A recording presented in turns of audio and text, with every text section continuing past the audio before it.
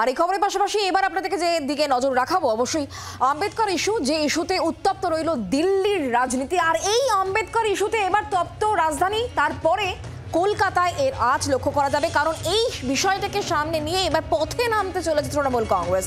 BJP বিরোধিতায় পথে নামছে রাজ্যের শাসক দল।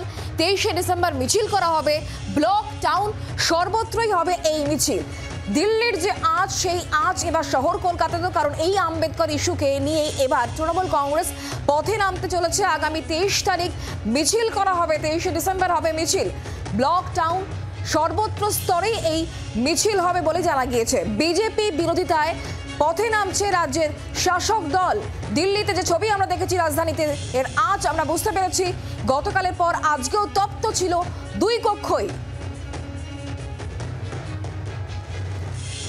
আর এই আম্বেদকর ইস্যুতে আবার সরব রাজ্যের মুখ্যমন্ত্রী মমতা বন্দ্যোপাধ্যায়। গতকাল তিনি নাম না করেই কটাক্ষ করেছিলেন অমিত শাহকে, এবং এবার পথে নামতে চলেছে তৃণমূল কংগ্রেস। 23শে ডিসেম্বর হবে মিছিল। আমরা বিষয় নিয়ে আরো জানবো, কথা বলবো। প্রবীর চক্রবর্তী এই মুহূর্তে আমাদের সঙ্গে রয়েছেন প্রতিনিধি টেলিফোন লাইনে। প্রবীর, কি কর্মসূচি রয়েছে?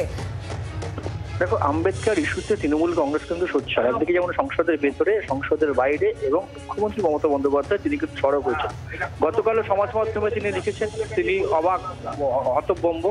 আজকেও তিনি বলেছেন যে আম্বেদকরের এই অপমান তারা মেনে নেবেন না, তৃণমূল কংগ্রেস কিছুতেই মেনে নেবে না। এবং তৃণমূল নেত্রীর নির্দেশে আম্বেদকর ইস্যুতে অমিত শাহর বিরুদ্ধে বা এই মন্তব্যের বিরুদ্ধে আগামী 23শে ডিসেম্বর মমতা বন্দ্যোপাধ্যায়ের নির্দেশে পথে নামছে পুরো তৃণমূল কংগ্রেস। সমস্ত ব্লক, টাউন, ওয়ার্ড সমস্ত জায়গায় প্রতিবাদ মিছিল হবে দুপুর 2টা থেকে 3টে পর্যন্ত আম্বেদকর ইস্যুতে।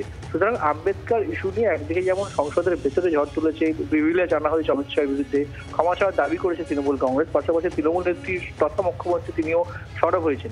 এবার মমতা বন্দ্যোপাধ্যায়ের নির্দেশে তৃণমূল কংগ্রেস কিন্তু আগামী 23শে ডিসেম্বর প্রতিবাদ মিছিল করতে চলেছে রাজ্য জুড়ে। অর্থাৎ জাতীয় রাজনীতির আঁচ এবার শহর কলকাতাতে দেখা যাবে, কারণ এই ইস্যুকে একেবারেই ছাড়তে চাইছে না Trinamool Congress.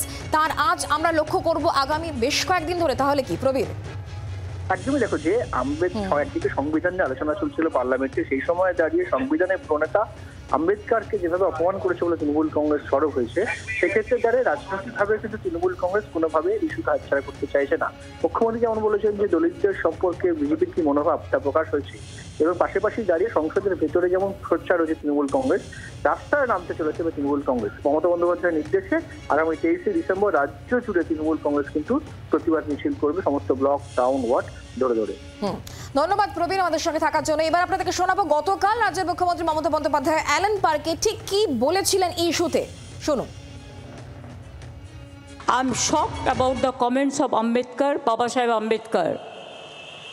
Earlier I was shocked that 25th December,